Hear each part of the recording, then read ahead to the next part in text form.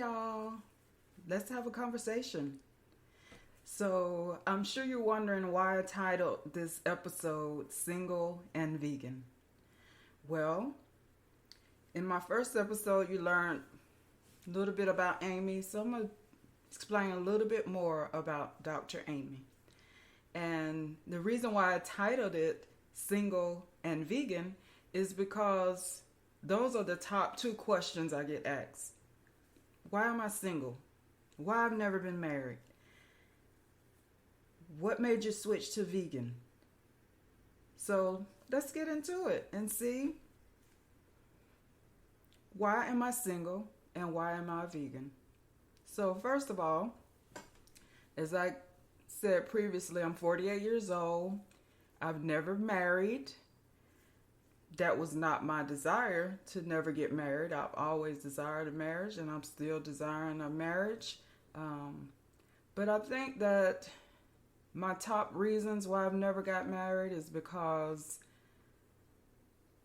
I didn't want to settle, and I feel like God shielded me.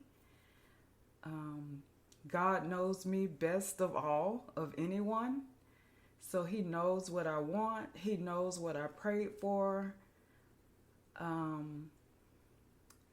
don't have a long list of preferences, but I do have my standards of what I want in a companion. I want a man of God, a Christian. I want someone that is respectful,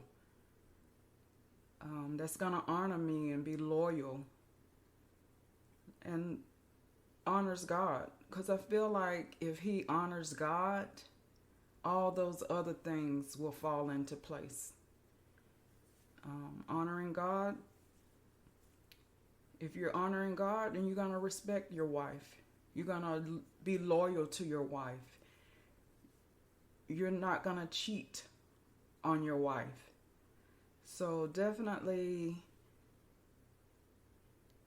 single. It's a journey that I've been going through, but I've embraced this journey. I'm content right now while I'm single. I'm not just sitting around saying, Lord, drop that man out of heaven. No, I'm doing things by myself, with my friends. I'm having fun. I take myself out to eat, take myself out on a date. But I do desire a man of God. I do desire companionship and intimacy that God ordained. So yeah, why am I single? Well, I'm just waiting on God to show me that right person, to have me meet up with that right person. And I'm presenting myself as a wife right now.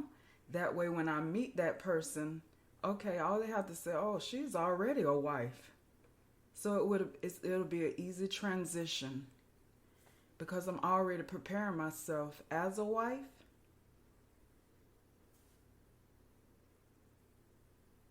Yeah.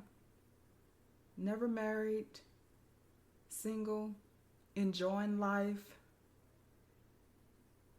But I do desire companionship. I was coming home the other day and I was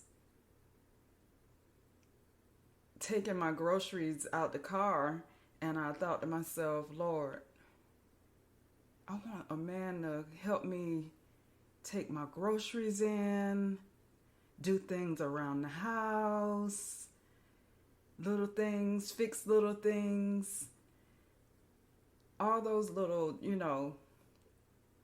not saying that it's specific gender roles that I want, but just those things. Wash my car.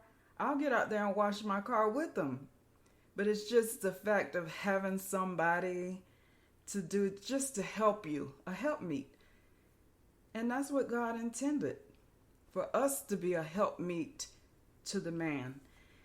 So yes, I desire marriage. I'm not gonna jump into anything or rush into anything.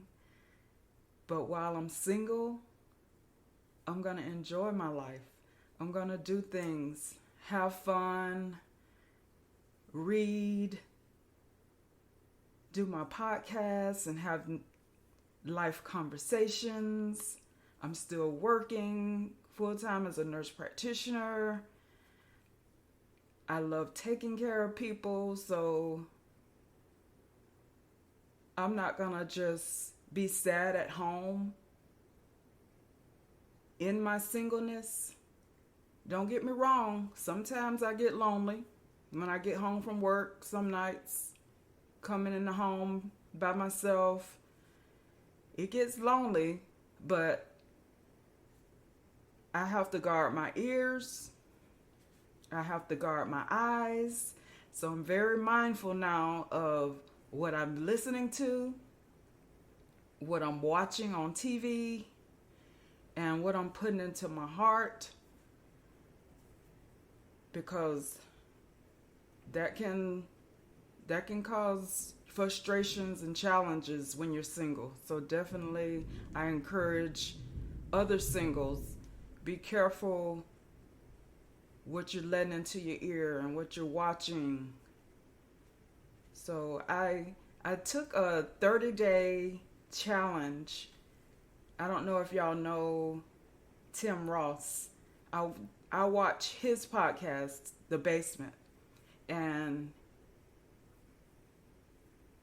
they had a episode where they challenged people to do a 30-day no secular music challenge. And I did that challenge, and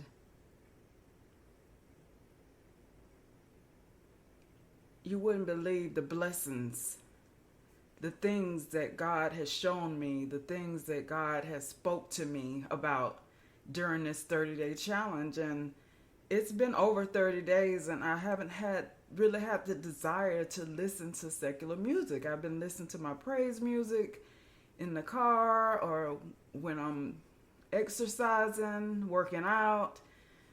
So it definitely opened doors when I took this challenge. And I just thank God for that, just doing that challenge and just showing me what I needed to do, directed me toward that podcast where I can see that and do that challenge. So definitely I challenge y'all to do that same challenge. No secular music for 30 days and watch God move. Watch things happen. Watch doors open for you. Listen to the voice of God and just meditate on His word. And when you're listening to the praise music or the gospel music or whichever genre of Christian music you listen to, just meditate on it and get into the word of God. And that's another thing. I'm diving in the word of God, listening to sermons when I'm on the road, just keeping my mind. That's another thing. We have to guard our mind, especially being single. Can't let everything into our mind or our hearts. So definitely guard our hearts, our mind, our eyes, our ears. Get deep in the word and surround yourself with godly things. Make sure if you get advice from people, you seek godly counsel, because not everybody advice that they give to you is good. It may be good, but it might not be of God. So definitely you have to be mindful of who's in your ear, not just what you're listening to, who's giving you advice. So godly counsel. So being single, yeah, it's a journey. I'm embracing it. I'm content right now. And I'm ready for that. I'm dating. And dating and praying. And I'm praying, God, just have me meet that right person. And the second question, Amy, what made you switch to vegan? Okay, my vegan journey. So, in 2019, it was September 2019, I came home from work, doing my usual evening routines, and I had a dog. He was a Labradoodle, a big dog, Buddy. I miss Buddy. That was my dog. He was a nice, friendly family dog, and was taking him out for his routine evening walk after I got off from work. And I had him in a specific area of my home with the baby gate, so he couldn't roam around my home when I was at work. So I had that area sectioned off with a gate. And guess what I decided to do? I said, okay, instead of opening the gate, I climbed over the gate. And I was doing this. I was, routinely climbing over the gate. And this time, when I climbed over the gate, guess where I went? On the floor.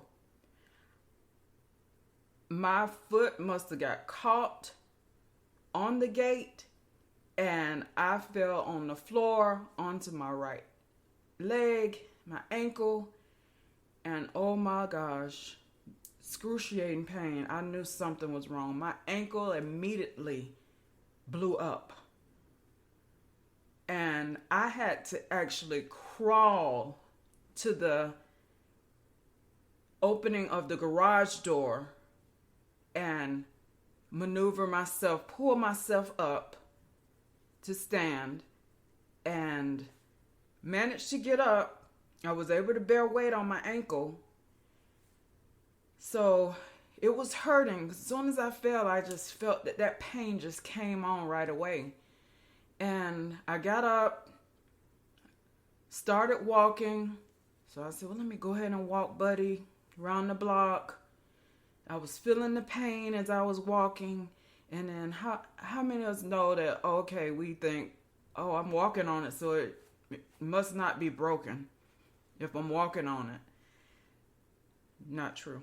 So walking around the block, okay, it's hurting.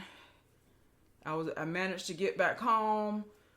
I elevated my ankle, put some ice on it, took some ibuprofen. The next day, thank God I was off the next day, but I was supposed to go to a nurse practitioner conference. And I said, okay, thank God I don't have to work, but I can just sit at the conference. I don't have to walk around too much. My friends would be there, so they'll be able to help me out. So went to the conference. I got up that morning. My ankle was still swollen. It was still painful to walk on. And went to the conference, and all my friends was like, Amy, ooh, your ankle is swollen. And so some of them, one of my friends went and got a chair so I can prop my leg on, and went and got some ice so I can put some ice on my ankle. That way I could still enjoy the conference. I was still walking around, but I was limping. And I was just thinking, okay, this is going to go away. It'll get better. I was reluctant on, going to the doctor. And something said, Amy, this don't feel right. This don't feel right. So I went to the urgent care, did an x-ray. Amy, you have an ankle fracture.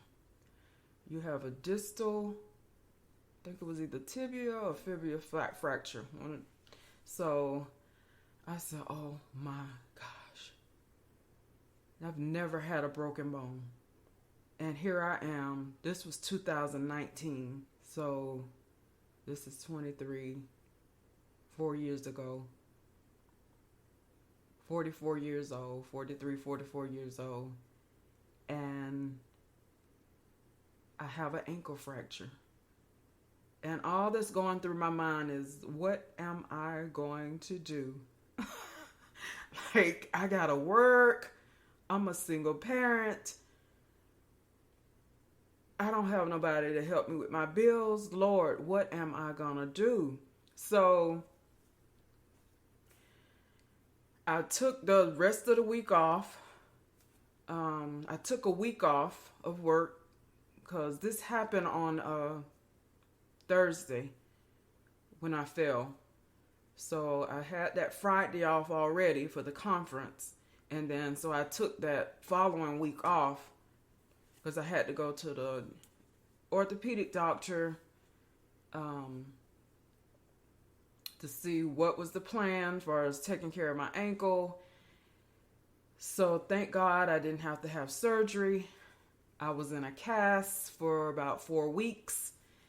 And after that 1 week I took off, I was able to get me one of those knee scooters. And I went back to work. I was scooting around the hospital with my knee scooter. I was determined. I was like, I'm going to get through this. I got through it and kept going I got physical therapy, went to the orthopedic doctor. I was doing my exercises at home. After we took the cast off, of course, I was doing the physical therapy and doing my exercises. And I was still having pain. And I'm thinking, Lord, why this ankle? So this was, it's coming up on October. And I know it takes time to get back, to heal, your bones to heal. But I was getting to the point where, this pain, Lord, what is going on? So October, then November came, and I was still having pain, and I was limping around the hospital. I wasn't using the knee scooter anymore, but I was limping around. And one of my doctor colleagues at the hospital, he noticed how I was just, still having pain. And it's been almost 3 months, October, November, 2 months, 2.5 months. And I was thinking about, December, we were taking a girls trip to Jamaica. And I was like, Lord, I want to take that trip. And my doctor colleague, he said, Amy, why don't you watch that documentary on Netflix? Game Changers. And I said, okay. He didn't really go into much detail, but he did, explain it was about diet. Because, he ate real healthy. And so I said, okay, well, what is it going to hurt me looking at this documentary and see what it says? I looked at the documentary, and it was explaining how, athletes that had injuries, whenever they ate a plant-based diet, they researched how those athletes had a quicker recovery from injuries with the plant-based diet versus a regular diet. So I said, you know what? I don't really eat much meat anyways. I love my vegetables. I said, why not? Let's try to eliminate meat from your diet, Amy. Let's transition to a plant-based. So 2019, it was November. I didn't transition to full plant-based. I did vegetarian. So I had eliminated meats. I was still eating eggs, cheeses. I had stopped drinking regular milk. And I was already drinking like almond milk. So that wasn't a hard transition for that. But I was eating mainly vegetables, like I say, cheeses, and then occasionally I would eat some fish, a piece of salmon. So I did that for 30 days and I noticed a difference. So I did this. It was after my girls trip to Jamaica, because I remember when I went to Jamaica and I was still having a lot of pain in my ankle. I was walking around, you know, trying to endure it, but I was still having a lot of pain in my ankle. So it was after, that's when I transitioned, after my girls trip, after that trip to Jamaica in December. So it was probably the end of December, January, I transitioned to vegetarian. And then after 30 days after the transition, I noticed my pain in my ankle was improving. And I was like, okay, so let's continue with this.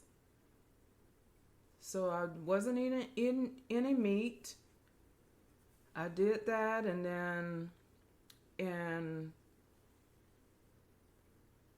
May 2021, I think it was Mother's Day, like 2021, I transitioned to fully plant-based vegan. I did a raw vegan. With the transition from vegetarian to vegan, I did just all raw fruits, vegetables. I did some nuts, like cashews, almonds, nothing cooked, dried fruit. I did some shakes, like protein shakes, those first 7 days with the transition. And then from that point on, I've been plant-based, no meat, no dairy, no eggs, no honey. I'm careful about, when I buy something, I look at the ingredients, because some things it'll say it's vegan or vegetarian, but vegetarians still have cheeses, so I have to be very mindful of that. When after the 7 days of raw vegan, I started eating, some cooked vegetables, steamed vegetables, beans, chickpeas, jackfruit. I do my vegan protein powder shakes. It is a challenge, because I'm the type of person, I don't like to eat the same thing every day. So it can present as a challenge. So I love mushrooms. So I try new things with mushrooms. I chop up the mushrooms, saute them. The jackfruit, can't eat that all the time because of the texture. I do love me some chickpeas. I will make several chickpea dishes where I crush up my chickpeas and I do like a plant-based tuna salad, which is chickpea salad. That's real good. I love hummus. I try not to eat too much rice and pasta. So yeah, I'm still with my plant-based diet. It's June 2023 now, so it's been a little over 2 years since I've transitioned. I feel good.